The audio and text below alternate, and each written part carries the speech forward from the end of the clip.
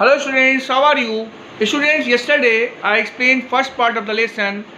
Now I am going to explain second part of the lesson. Now listen. 10th May be dawned bright and clear. Students, Nelson Mandela is saying that 10th May was bright and clear. The starting of the 10th May was bright and clear. 10th May began bright and clear. Means everybody was breathing freely on that day. On that day, a black person who was Nelson Mandela was going to take an oath as the president of South Africa, which was being ruled before that day by white persons who were oppressing black persons, and before that day it was impossible for the black persons to live freely.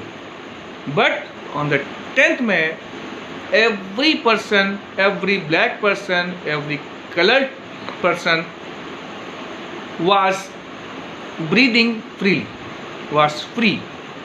For the past few days, I had been pleasantly besieged by dignitaries and world leaders who were coming to pay their respects before the inauguration. Nelson Mandela is saying, for the past few days, he had been pleasantly surrounded by the dignitaries and the world leaders who were coming to pay their respects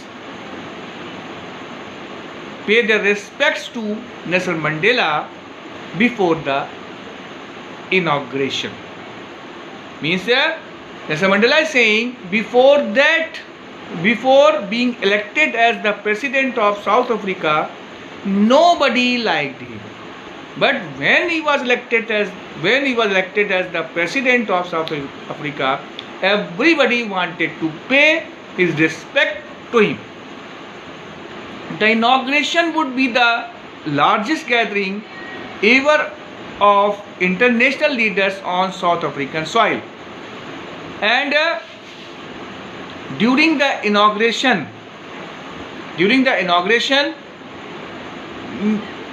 lot of people, many people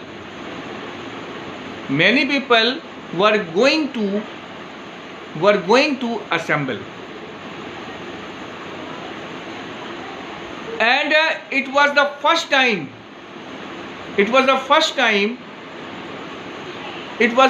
time when too many people were going to assemble in the amphitheater of Pretoria. The ceremonies took place in the lovely sandstone amphitheater found by the Union Buildings in Pretoria, and the ceremonies took place in the lovely sandstone amphitheater found by the Union Buildings, which was an amphitheater was located in Pretoria. Amphitheater, students, amphitheater is a building without roof. With many rows of seats rising in steps. And the ceremonies took place in the lovely sandstone amphitheater, which was formed by Union Buildings in Pretoria. For decades, this had been the seat of the white supremacy, and now it was the site of a rainbow gathering of different colors and nations for the installation of South Africa's first democratic non-racial government. Before that, for decades, decade means the period of 10 years. For decades, this had been the seat of white supremacy.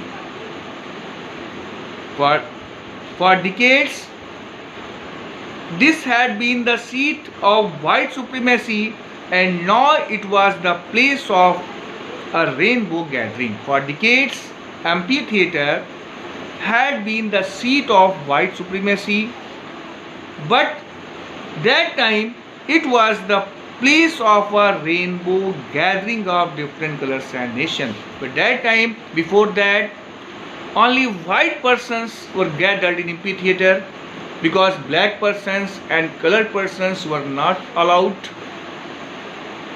to enter amphitheater.